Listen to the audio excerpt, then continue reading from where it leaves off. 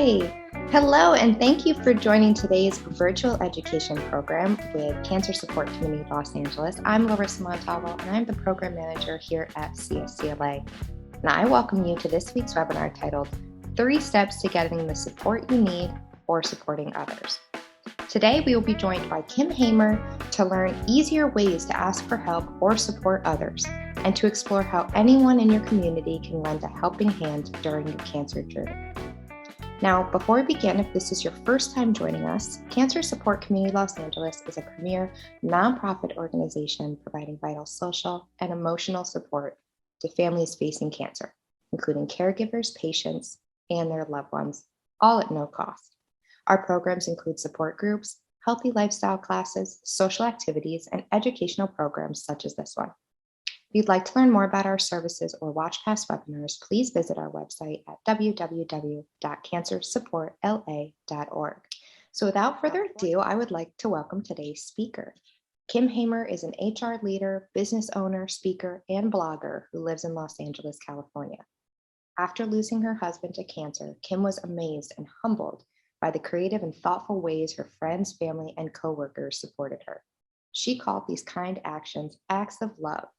And in response, she launched 100actsoflove.com and wrote the book 100 Acts of Love, A Girlfriend's Guide to Loving Your Friend Through Cancer or Loss. Welcome, Kim, and thank you for joining us here today. Well, thank you so much. I love talking to this community. I'm so grateful that you exist, and I'm just so glad I get to be of service. So thank you. All right, I'm going to start my screen share here.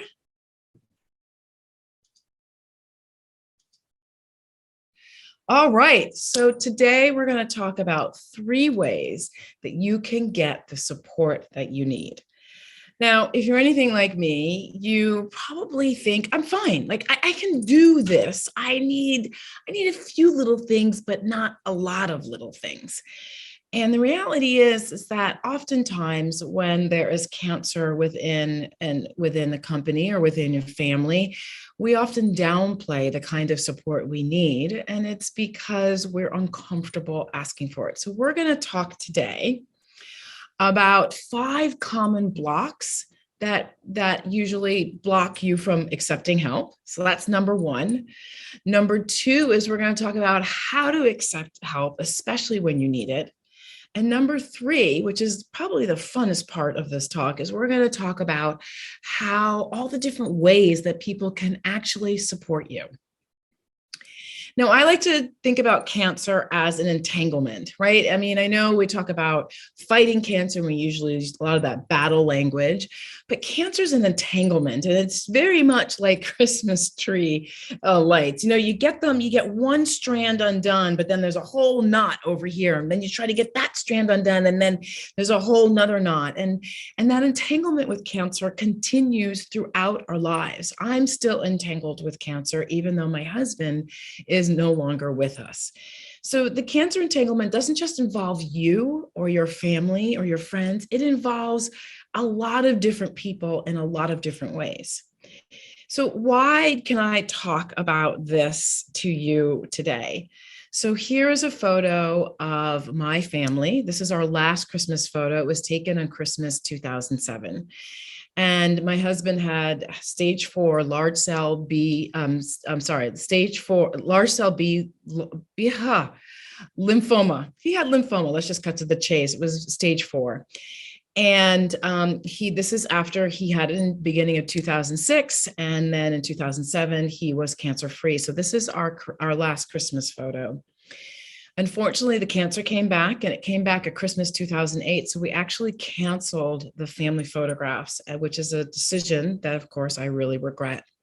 And in April 2009, he died from his second battle with cancer. These are our 3 children. Our children were 12, 9, and 7 at the time that he died. And something that Larissa mentioned in my bio is we were both blown away by how people stepped forward to do things for us. And some of those things were so incredibly helpful. And some of those things, as I'm sure you've experienced, were not so helpful. But here are some of the things that people did for us. So this is my husband. This is the non-returnable dishes, which is something I had to tell people that we wanted when people bought meals. These were the dishes that people. This is a representation of the dishes that people brought for us during the first month when he had cancer. And to put this in perspective, my husband was 6'6". So you can see this goes up to the ceiling, and then there's some more on the floor. So people bought meals, which was obvious, and did grocery shopping for us. But they did things like they gave rides to Art to the cancer treatment center. He's being treated at Cedars-Sinai, and they gave rides to our kids. They bought flowers and would leave them on my doorstep. We had a woman who I didn't know very well, but our children went to school together, and we would see each other at the farmer's market on Friday in Venice. I live in California. And she knew that I liked Gerber daisies, and she knew that the kids liked honey sticks because we'd often run into each other at the stand. And so every now and then she would leave these flowers on my doorstep and honey sticks for the kids. And she would never knock, and she'd never kind of make an announcement that she was there. But it was such a sweet, wonderful gesture. Handymen would come to our house and pick and do things because my husband was unable to do them. I'm a big joke teller. I always appreciated people sharing jokes and laughter with me and my husband. And then there were the shoes. As I said, I had young children at the time who were constantly outgrowing things. And one of my friends, I needed to buy my youngest son shoes, and I just didn't have the bandwidth to do it. And my friend said, I'll do it. And so she bought five different styles. She bought 4 different sizes in each of those styles, and she dropped them off at my house, and we tried them all on, and my son kept 2 pairs, and we gave them all of them back, and she returned them all, and I paid her for the ones that we kept. But these are so many little things that honestly, when it came time to get shoes for him, I didn't think, oh, I know, I'll ask somebody to get shoes.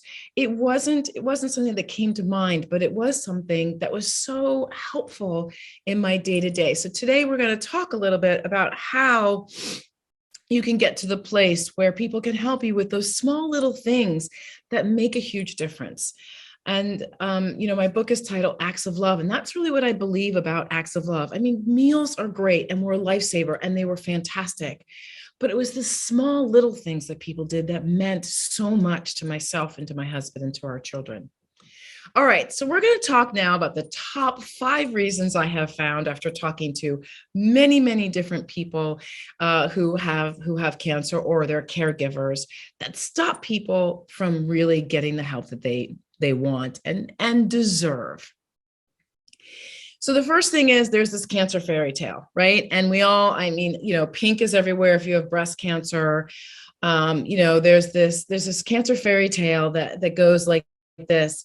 You just need courage and strength, right? And you get to rest and relax and bald and nausea, right? Those are sort of the images. And if you haven't had cancer before and you have cancer, you kind of see that some of these are blown out of the water. I mean, the bald and the nausea can be true, but not all cancer treatments involve drugs that cause you to lose your hair or cause nausea.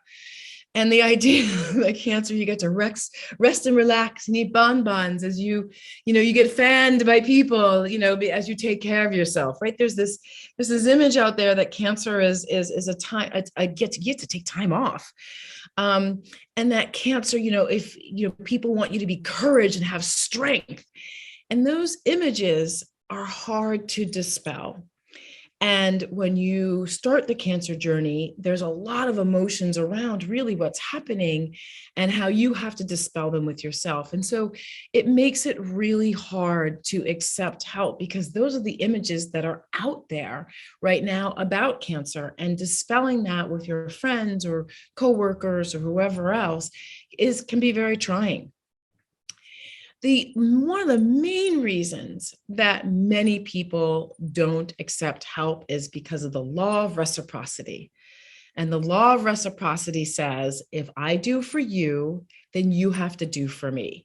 Now, I love seeing this law in action. Now, many of you are probably not old enough to remember this, but in the 1970s and in the early 80s, I believe, Hare Krishnas, they wear on like an orange wraps.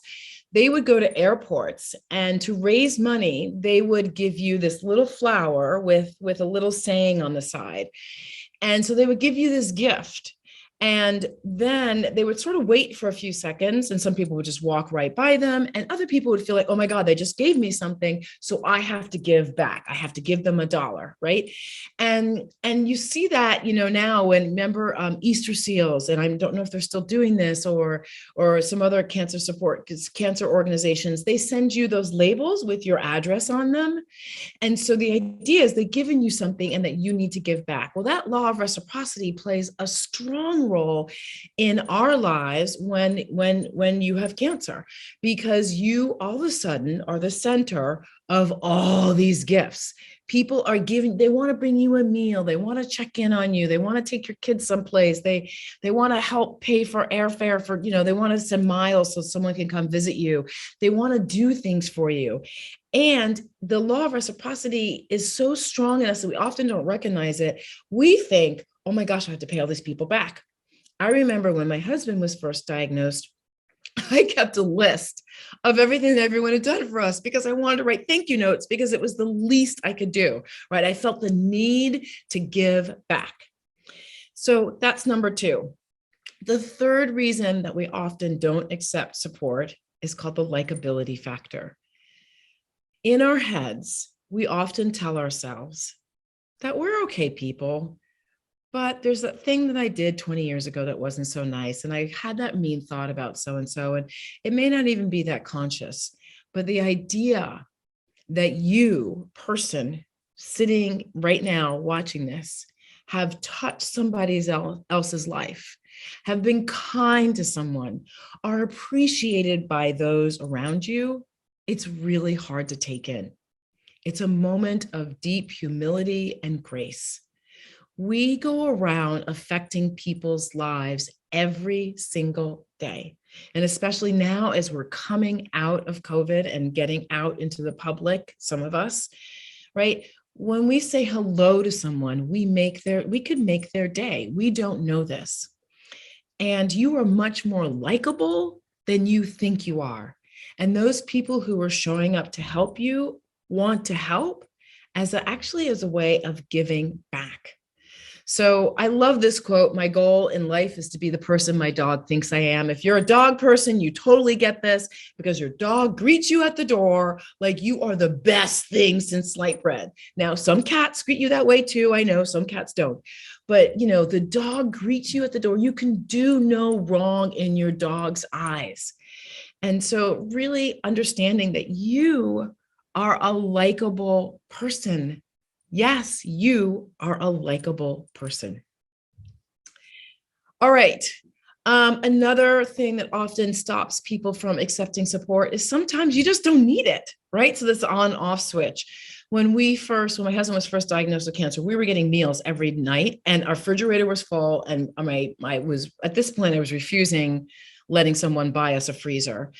And it was just too much. It was just too much. Food was going bad. It was smelling. It was actually taking a lot of work and energy for me to kind of toss things out. And, the kids didn't like some things, and my husband's taste was going out the door anyway. And so we didn't have the need for meals every day. And I had to actually find the courage. I was so grateful for it, but I felt really bad because I had to tell someone, look, we need to turn this off. Like, let's just and they said, don't turn the meal off. Why don't you just get meals 3 times a day? So that's what we did. But oftentimes, depending on the kind of cancer you have, my husband's cancer was very intense for 7 months. Some people have cancer that is 3 or 4 years long, and you don't always need the support. Neuroendocrine cancers are a great example of that, where you might have a flare up, or the other tumor might be growing in a place, and you need support for a month until you can get it taken care of, and then you can go back to living your life where you don't need it. So that often stops people from accepting help, because they feel like, well, I don't need it right now, and maybe I'll need it later, but I don't want to ask them later. I don't want to tell them no right now. So that's another great reason. And the final reason is, y'all, it's overwhelming. We all know that accepting help is overwhelming. It takes coordination sometimes. It's like, who's going to come get you today? I don't remember who's going grocery shopping. It's overwhelming. You've got a lot going on in your life, whether you're a caregiver or the person with cancer. And to have all this stuff flying at you is additional overwhelm. And so those tend to be the 5 reasons that we don't accept the support that we need. And I am going to do what I call an honorable mention. And an honorable mention goes to our independence. We as Americans are fully on with, we can do it. We will pull ourselves up by the bootstraps. We love stories about entrepreneurs who started out with nothing and who can just manage way, to just get it done because of their own will. Well, the reality is, it doesn't matter who you admire. It's Bill Gates or Oprah Winfrey or Tom Brady or Jeff Bezos or Annette Funicello. I know I'm pulling that out of the hat there. No one has done it by themselves. They've had the idea, but they've hired people and they get people to help them, and they have people in the wings who are always cheering them on. So this idea that we are independent and I cannot accept help because I will do this on my own is another great stopper for accepting the support that not only you might need, but that you deserve. Because the reality is, and some people don't like it when I tell them this, your cancer is not just about you. It feels like it's just about you because it's cancer. It's affecting your life, your body. You could die, right? That's about you. That is about you. But as a result, it puts these blinders on and you don't get to see who else it's affecting until after, usually most times until after the fact. During those first few years after my husband died, I had serious blinders on. I could not even see. There were moments where I felt bad for my in-laws because they lost a child, right? But then I don't know what happened around year 2 or 3. I got blown away. I started calling people and thanking them for showing up for things that they did 4 years earlier during the first time my husband had cancer. I got to see the effect of his cancer on his job, like the people he worked with, right? But that was because I was able to take those blinders off. You don't have to take yours off, and heaven's sake, it's cancer, it's serious, it's you, it's your body. But just remember that the cancer you have right now affects other people other than you. So a word from those with cancer and their caregivers. I just want to take a moment. I just gave you a lot of different information, but I want you to take a moment to just accept accepting help is full of grace, humility, courage, and takes time. I would love it if someone got off this webinar today and was like, okay, person, these are the things I need you to do for me, and just walked out the door and felt really good. But it takes time and it takes humility. We have to understand we can't do this by ourselves. You can't. You can, you think you can, and it does feel like you can, but your cancer has better outcomes if you're willing to let people love you up. And that takes grace. It takes understanding and acceptance that you, human on this earth, you're not so bad. You're not so bad. And there are people who like you, and there are people who want to do things for you. It also is a good reminder that sometimes people need to pay forward something that was done for them, and you're the perfect person to do it for. So you're giving them the opportunity to allow them to say thank you to the person who put them forward, right? I'm not standing here right now in front of you because I'm brave and have a lot of courage and I'm, knuckled through my husband's cancer and his loss. I am standing here in front of you, and literally, I really am standing. I'm on a standing desk.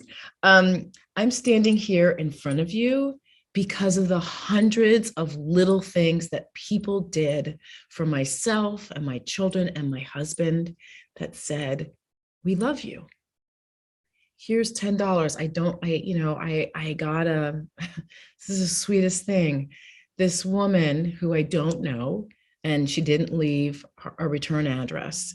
She sent me this card when my husband was first sick, and I was blogging about it.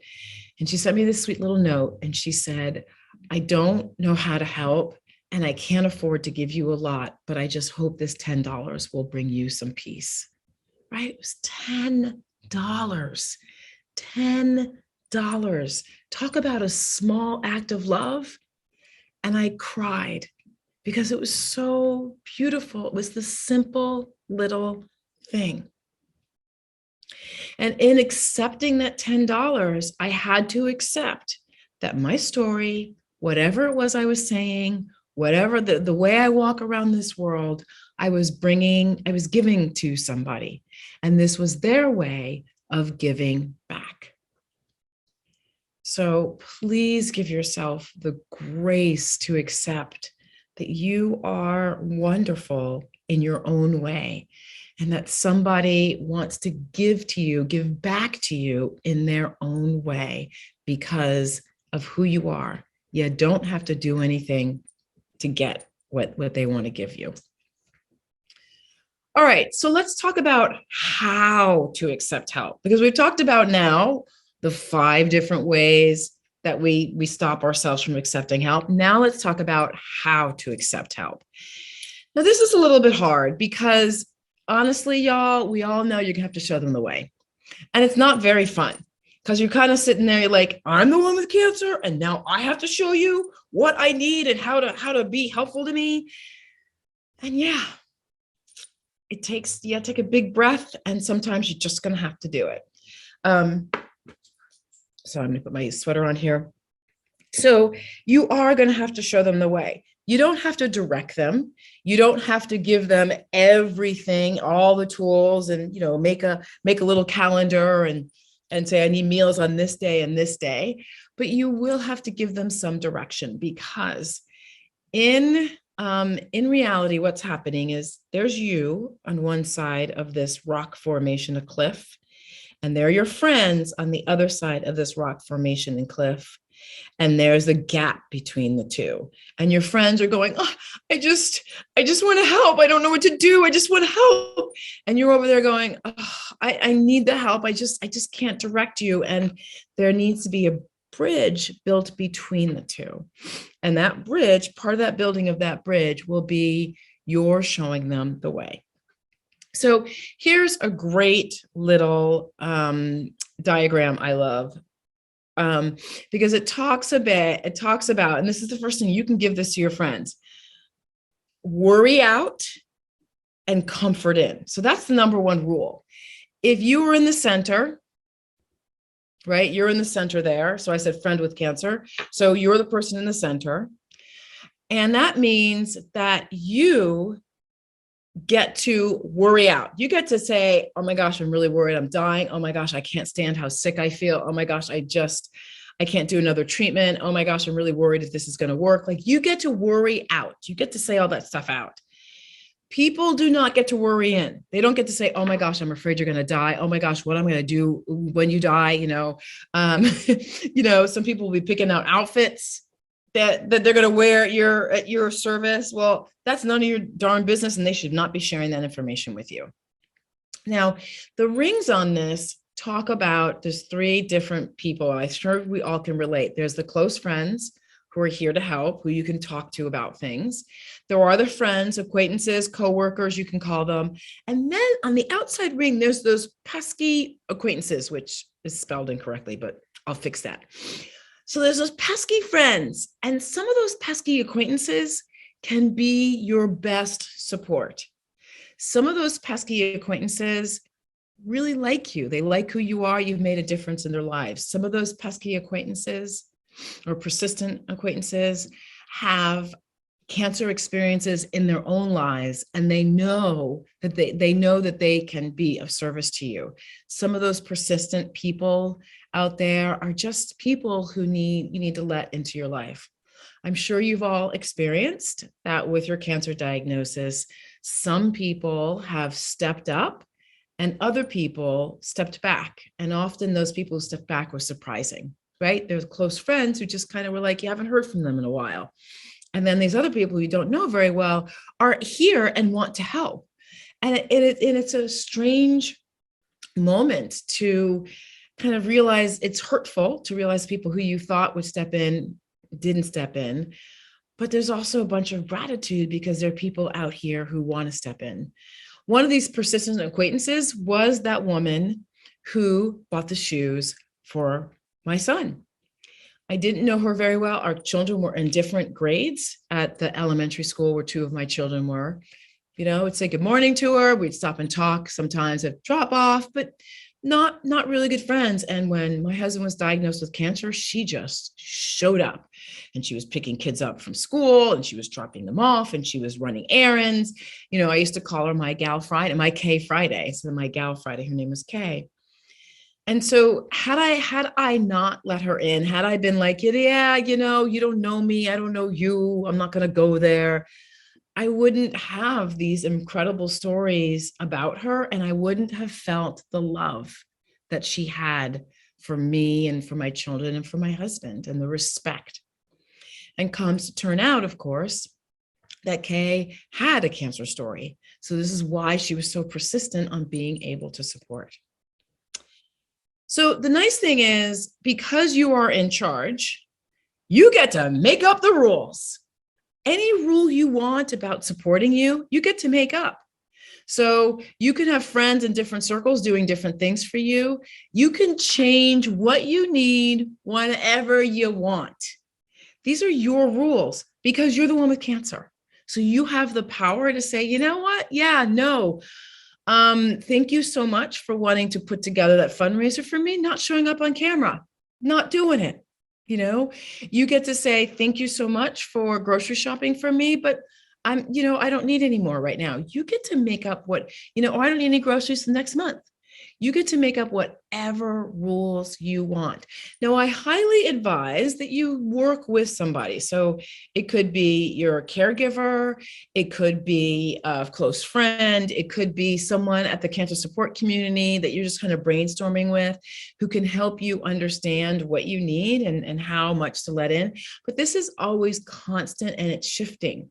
Right. So for a while, my husband, he was coming home. We were driving him to the treatment center. He was coming home, and then we had to do stem cell. And he and I were up there for a week. So the kind of support we needed was very different, during that part of his treatment. So y'all, you get to decide what you want, when you want it, and whenever you want it. And that's the beauty of trying to show them the way. I love this because it's a message in your bottle, right? Find your cheerleaders, and just remember your friends are giving back to you. You don't need to keep a list of who's done what, and you don't need to write thank you notes. This is their way of giving back to you. So it's the law of reciprocity, but what you don't know is you've already given to them. And so they're just trying to pay it back. Just remember, you have control.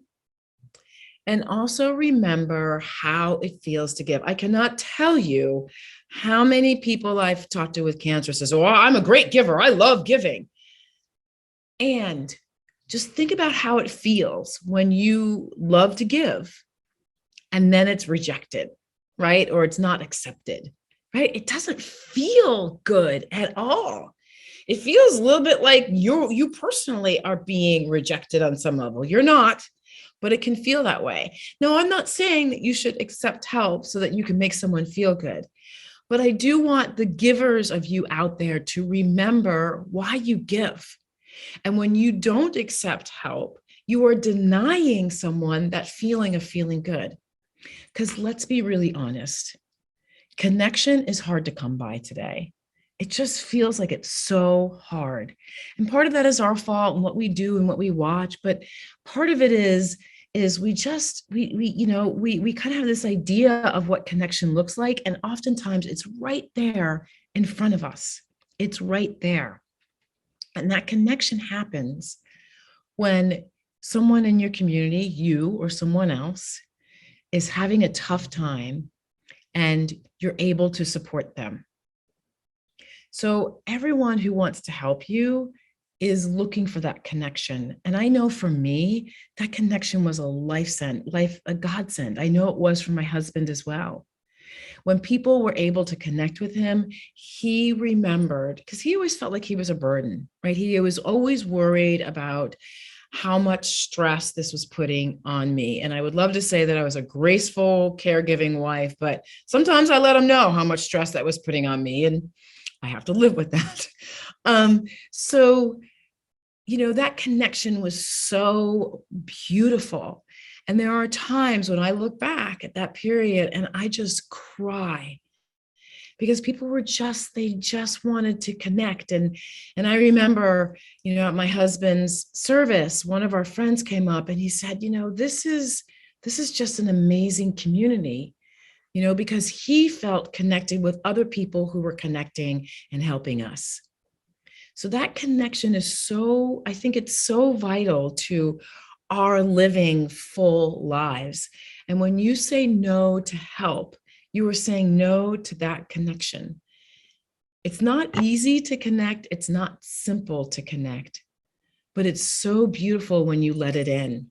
And it gives you that little extra oomph, right? Like your life is worthwhile because somebody brought you some flowers, or somebody remembered to pick up the dry cleaning, right? It's just these small little things.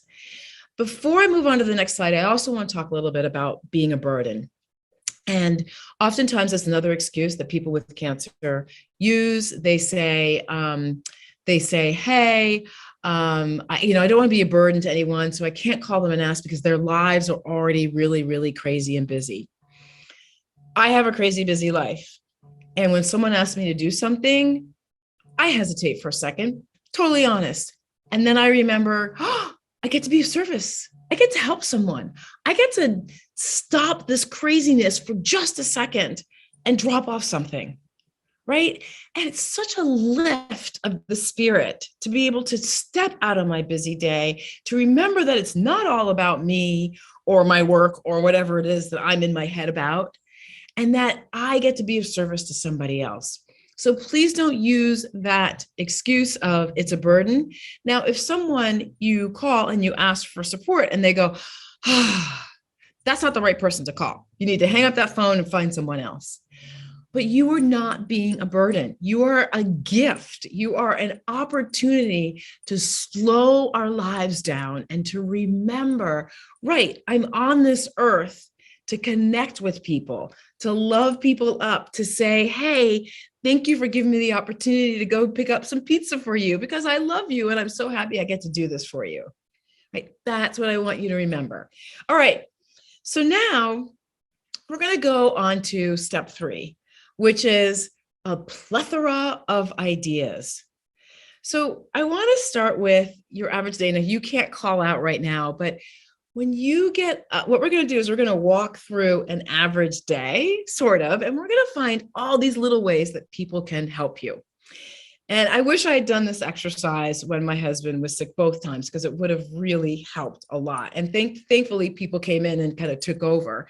But these ideas, just breaking down your day is very useful. Okay, so you wake up in the morning, and what's the first thing you usually do? Some people use the bathroom. That's great. It's a good idea. Do you have toilet paper? I hope you all can see that. Do you have toilet paper? You need to wash your hands? Is there soap? Are you running out of soap? Do you have a clean towel? Because maybe you haven't done laundry for a while because it's really difficult to do laundry right now. Do you have toothpaste to brush your teeth? Do you have moisturizer? Ladies, you know what I'm talking about. And men too, actually. Take that back. Do you have moisturizer? Do you have makeup? We like to doll ourselves up some days. Is your mascara 6 months old and should be chucked? Do you have clean clothes to put on? Do you have laundry detergent? Do you have breakfast food, right? Everyone loves to bring a meal, a dinner, but breakfast, I cannot tell you how many times I ran out of cereal until I figured out that I needed to make sure that my neighbor kept cereal for us. So clean dishes. Do you have dishwashing soap? Do you have a dishwasher? Do you need someone to come in and wash your dishes? Recycle. When was the last time the garbage and the recycle was taken out? How clean is your floor, right? Batteries. Hello, the one thing you always need, especially when those battery alarms go off. Do you have someone who can do that for you? Gift for others. Even though you have cancer, that doesn't mean that you stop buying gifts for other people if they, there's birthday parties or birthday cards or whatever, if you have children who need to go to places with other children's birthday parties. So this is all these different ways that people can help you. Your bills. I do want to take a moment to talk about hospital bills. There is this myth that if you have insurance, that you don't have to pay any hospital bills.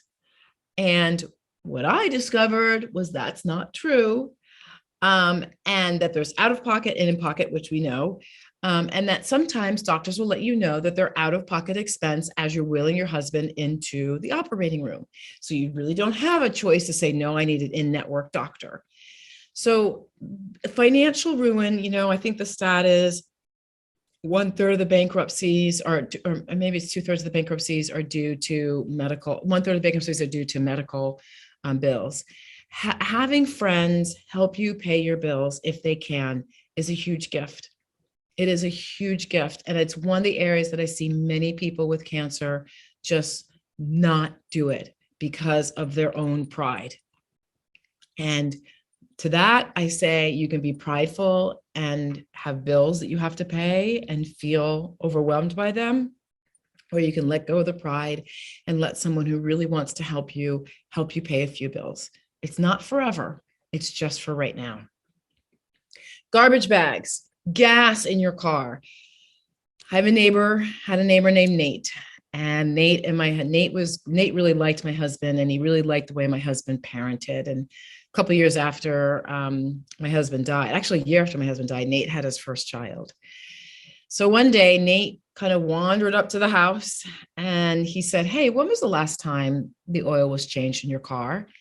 And I couldn't tell him. This is after my husband died. I couldn't tell him. I couldn't tell him if the light was on, the warning light was on or anything. He said, "I'll tell you what, I'll change it for you tomorrow. Why don't you just leave the keys in the mailbox and text me?" And I love that because I didn't have to see him. And you all know how exhausting it is to sometimes have to see people who mean well, but oh my gosh, like I just don't feel like talking right now. And I just can't, and I don't want to, and you're not picking up the cues, right? So the fact that he was willing to just get the keys out of the mailbox was a huge gift. So he did. I looked out the window, the car was gone. I looked out the window again, the car was back. The next day, I go to get in the car. I open the door, it's all three of my kids, and I get to the car and I start to cry. The first thing I notice is the car is clean. He's taken the car to the car wash. I open it up and the inside is also clean. And I have three kids, so having a clean car is not an easy feat. I notice that I turn the car on, the oil light is now green, and he's filled it with gas. That simple gesture of filling the car with gas and taking care of the car, I didn't realize that it was a weight on me. I didn't realize that I was sort of thinking in the back of my head, I got to get this done. I got to get the car cleaned. I got to, the oil thing, I know it's happening. And it was stressing me out because that was something that not only because I had to do it myself, but it was something that my husband used to take care of. And in one visit, in 1 hour, he lifted this huge burden off of me. Paying for gas is such a simple thing, and so many people would love to do it, especially if you are commuting right now with the price of gas and you're going anywhere. They want to help. It's a great thing. You can have someone give you a gas card. Oil change, there you go. Windshield wipers. I don't get it. In LA, I have to put new windshield wipers on my car every year because they always seem to wear down because I guess they're so dry. We don't use them, right? But anything to do helping with the car is so vital. Paper for taking notes, right? There's so many other things that your friends can help you. So if you walk through your day and you start your day in the morning using the bathroom, and then you pick up your cell phone and maybe you're on there for a couple of minutes, and then you're making your bed and your bed sheets are dirty, and then maybe you're looking at your floor, maybe when's last time you had your floor vacuumed, and then you're in the kitchen, you want to make sure you have lunch, kitchen food, breakfast and lunch food and orange juice and milk and bread, and and then you're walking out the door. Do you have something warm to wear? Do you have a book to read? Right? There's so many different things, ways that people can help you. And so it really just takes kind of walking through your day. And like I said, these things aren't huge. They're little, someone taking your car and filling it with gas is a little thing, but it's a huge thing. It's a huge weight off of everything that you have to do in addition to managing your cancer. So shoes, I wrote on here. So your friends, strangers want to push you. They want to push you up the hill. And again, that's often hard to accept, but they do, and they want to do it. Some person will come and give you a little push. Other people will really get into it, but let them reach out to you. Let them help you, because it helps you and it helps them.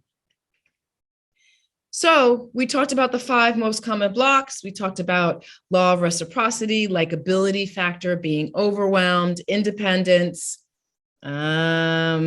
Let's see. Oops, too far. Wait. Okay.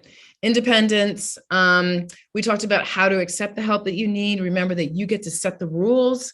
You get to decide when you want it and how you want it, but to really be open to letting people help you. And we talked about all the different ways that people can support you in your daily life, because that's really what it is. The most help we need is always in our daily lives. So now I want to talk a little bit about kids and cancer, and I am going to talk a little bit about death. This photo was my youngest, who had just turned 7 right before my husband died, or right before my husband died. And this is him dressed up in the living room. I think it was around July or August is when I moved a lot of his clothes into a closet. So this is him in there. And the story. So when we told our children that my husband had cancer, we were like, okay, we got to set this whole situation up. We got a family meeting. We're going to sit everyone down, right? We decided to wait because it was the weekend and kids had all these different things. And we sat them down, and Art wanted me to tell them because he was afraid he was going to cry. And so I said, we have something to tell you. Daddy has cancer. And Art starts to cry. And I start to cry, and all the kids are crying. And then all of a sudden, my oldest, who was not 8 at the time, he goes, but wait, what's cancer? We had done this huge thing without remembering that our kids had no experience with cancer. They didn't know what it was. No one in our family had cancer. They had lucky enough not to have been touched at that age. So they did not know. So one of the things I often share with parents who are dealing with kids with cancer, just remember that it's really hard, but you have to remember how much they know, because they don't know. My kids, when my husband got cancer the second time, they were like positive he's going to live because he beat it the first time. So why would he not beat it the second time? That's their narrative. That's what they saw happen. So, we often use very open language in between cancer bouts. I'll never forget this. We were in bed and our oldest comes in. He says, I have a question, very serious. And we said, okay. And he said, will the cancer come back? And man, I really wanted to lie to him. I wanted to say, nope, it's done. We're good. Don't worry. I wanted to tell him not to worry. Because I was putting onto him my own worry. And thank God my husband said, we hope not. It could, but we hope not. And he was like, okay, turned around, went back to bed. So we, in our family, we believed in using very open language about what was happening and about about what was going on. So this is a photo of my daughter. She loved to tell stories. My husband was a very great kid storyteller. So she was telling a story there with my husband who was in bed. And then this last photo, I do want to give you a warning. If you need to look away, please do. It is a photo of my oldest son saying goodbye to his father. So I will just kind of quickly show this. I was very much into documenting everything at the time. And when we were told that Art wasn't going to be coming home from his last visit to the hospital, there was no time to get him into hospice and get him home. I told we brought the kids to the hospital. I told each of them that their father wasn't going to come home. I told them that he was dying. And I offered them the opportunity to say goodbye to their father. And so each of them went into the room and said goodbye to him very separately in very, very different ways. And this is the photo that I caught of my oldest saying goodbye to his dad. Okay, so we're back to the next slide. So I just really want this to be the one thing that you take away from today, is that you matter. You really, really matter.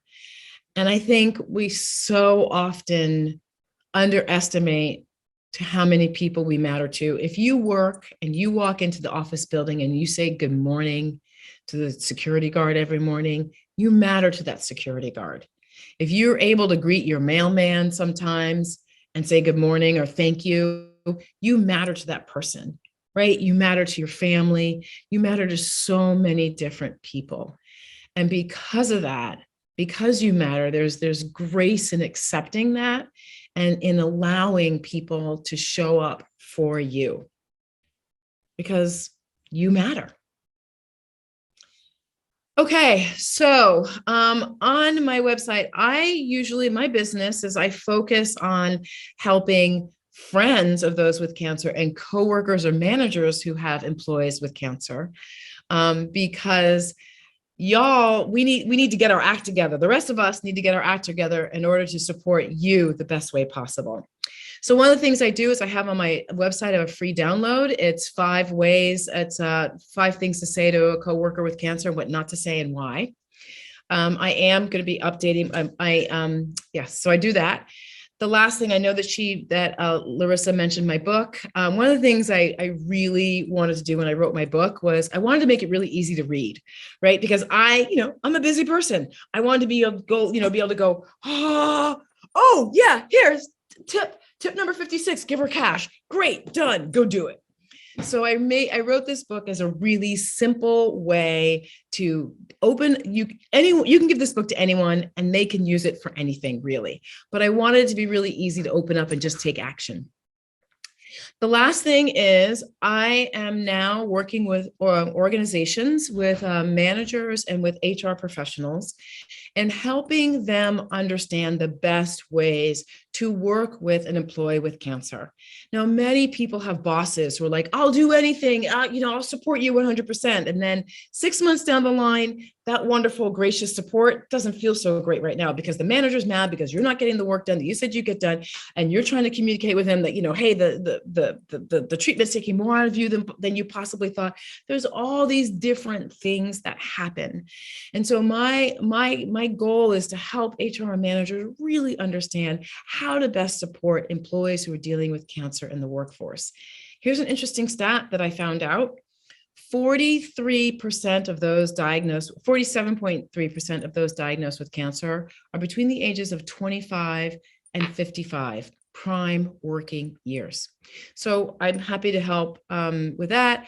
Please follow me on Instagram, on Facebook. On Instagram, every Monday, I tell a joke.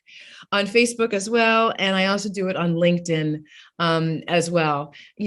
Check out 100actsoflove.com, stop by. So this is the last 2 slides. You remember this slide. This was taken in 2007. This is the photo, our last family photo. And this one was taken in 2019. As you can see, my children have grown a bit. The one on the end is my oldest. So I'll go back for those. So the one sitting next to me in the gray sweatshirt, that's my oldest. The one on my lap is the one standing next to me in the red shirt. And then that is my daughter in the white. And I will tell you this, raising children whose father has died from cancer is not a piece of cake, and it is full of incredible heartache. And watching my children grow into these resilient beings, they have been knocked down so many times, and they've learned how to claw, because that's really what resilience is, right? They've learned how to claw their way back up. They are fantastic people. I think so, of course. But this picture is we caught us all on a beautiful day. So they're okay. We're okay. We're doing okay. So that is it. I want to thank you all so much for tuning in. I really appreciate you. I'm grateful to be of service. Anything I can do to help your journey as a person with cancer, to make it a little bit easier, I am so honored to be able to do. I really appreciate your time. I appreciate your energy. And most of all, I really appreciate you. Thank you so much.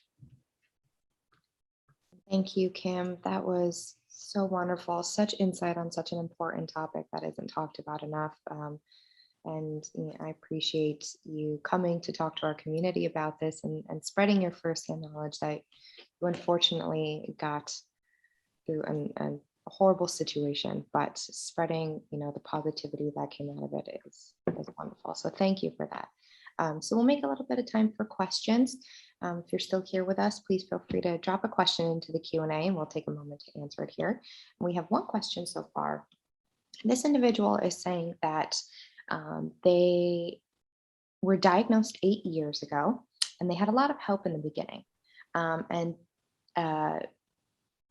they're still in treatment, but it's all pills. But no one offers help anymore. They think they're fine. They think that they're functioning well. However, what this person really needs is company. So they're asking, how do they ask people for this kind of help without feeling like an intruder? How do you ask someone to go to the movies with you or a museum? That is such a great question. Thank you so much for asking it. And it's sort of like kind of making friends. I think it's really funny. As the older I get, I think it feels like it's harder to make friends because there's this sense of like, well, everyone's got stuff going on and I don't want to be the one, but just ask. Say, hey, do you want to go to the movies tonight? And hey, do you want to go for a hike?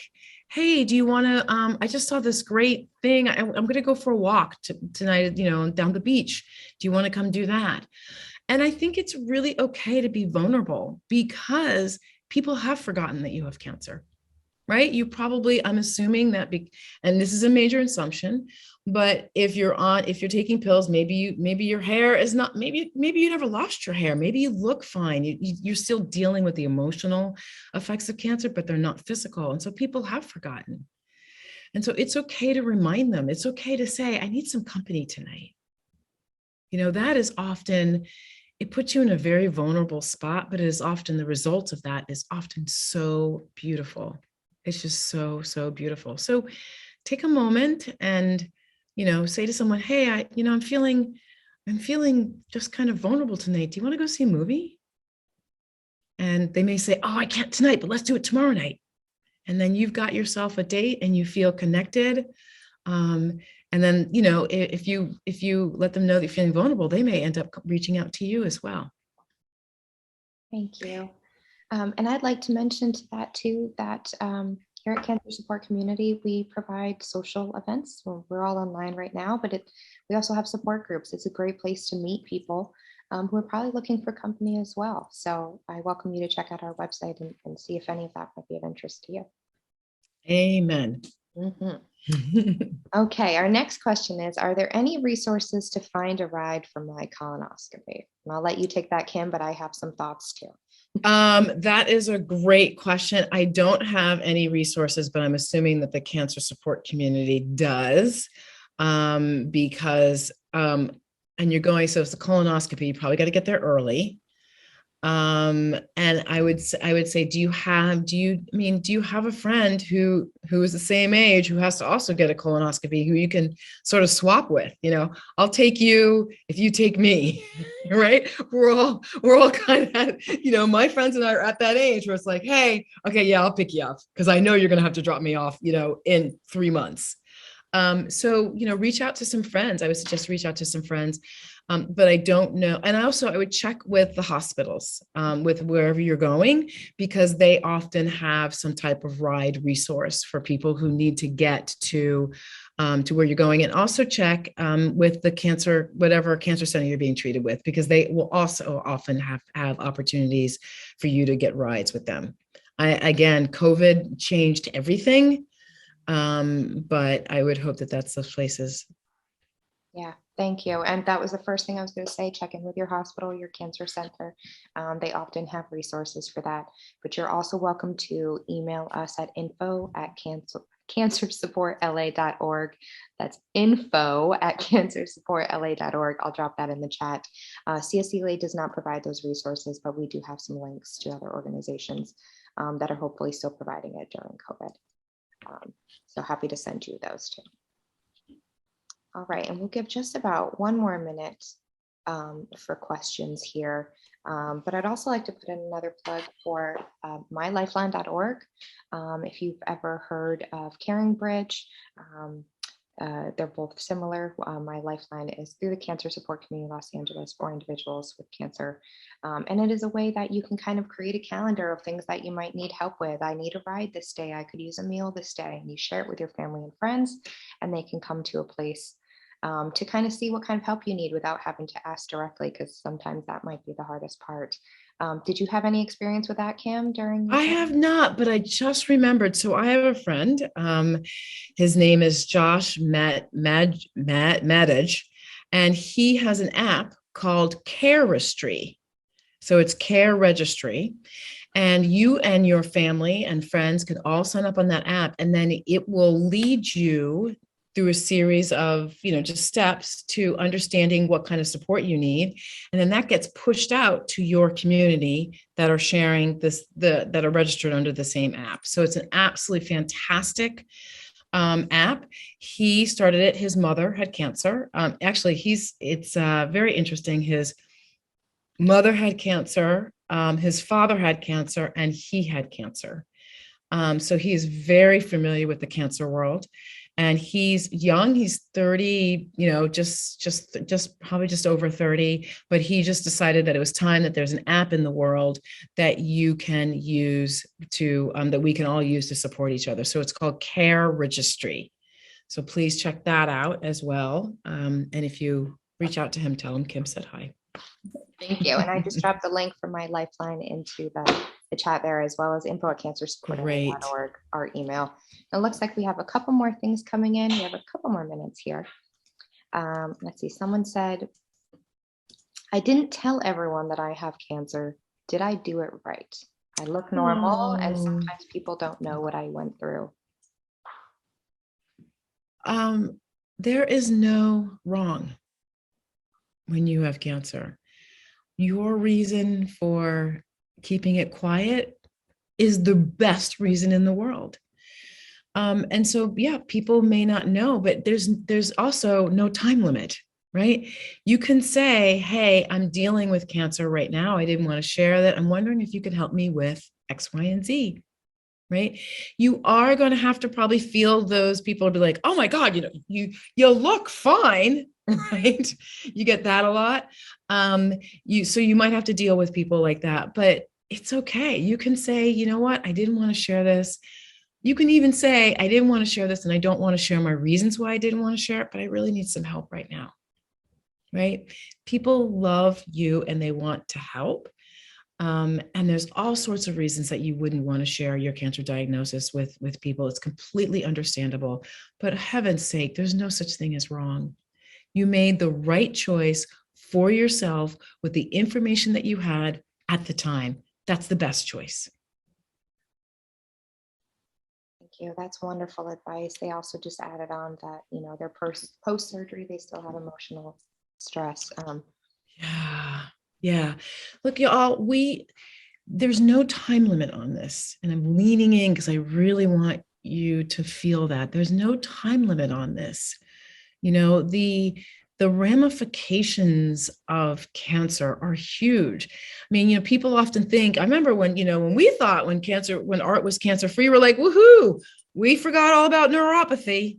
We forgot all about what cancer had done to our marriage. We forgot all, like there was just this massive rebuilding after he was cancer free. And that's something that, if you're a cancer muggle, as I like to call them, people who don't know anything about cancer, they only think that the free diagnosis and that's it. But there's so much more. And your gift to anyone who is a cancer muggle is to say, I'm 6 weeks post-surgery and I'm still struggling. Can you please bring a meal? Or can we set up meals for the next 3 weeks? I'm not sure I'll need them, but maybe we can do 2 a week just for a little while and let people love up on you. Like I said, they have no idea, but the minute they find out, they're gonna be like, oh, let me help. Let me come in. So yeah, let them love up on you. And, the last thing I'll say is sometimes what we forget, there's been a significant increase in depression and anxiety. And I honestly believe sometimes it's because we just don't connect with each other. So when you're able to connect with someone, you may be relieving them from some massive emotional thing that's going on in their heads right now, that they feel equally incapable of talking about. Right. So your cancer can be the excuse to help them cope a little bit better. So it's really okay for you to say, I'm still reeling from this. Y'all, I will call my support people that I had from the death of my support group, the death of my husband, and I'll call one of them sobbing. And she doesn't, my name comes up on her phone now, but we joke, even if my name didn't come up, she'd know who it was. Right? Because there are just moments, 12 years later that the loss just feels like it's new and I can't function. And, I remember 4 years after Art died, I asked someone to start the meal train again for me for a month and I needed it. I was having a really hard time functioning and I needed it. And that's 4 years later when I'm supposed to be okay. So please, please, please ask for what you need. There are people who really want to show up for you. Thank you so much, Kim. That sounds like a perfect place to leave this at. A little last bit of knowledge for us. We are so grateful to have hosted you here today. I know once upon a time we used to host you in person, and hopefully we get back to that place again. But nonetheless, we are so grateful to have had you here today. So thank you so much. Well, I am very honored to be here. Thank you so much. Looking forward to seeing you all in person another time, but really grateful to be here. And please reach out if you have any questions, if you have a boss who's giving you a hard time, if you have a friend who kind of needs a little bit of help. I'm here to support you and to support your community any way that I can. Thank you. Thank you, Kim. And thank you all of you for being here with us today. Have a wonderful rest of your day.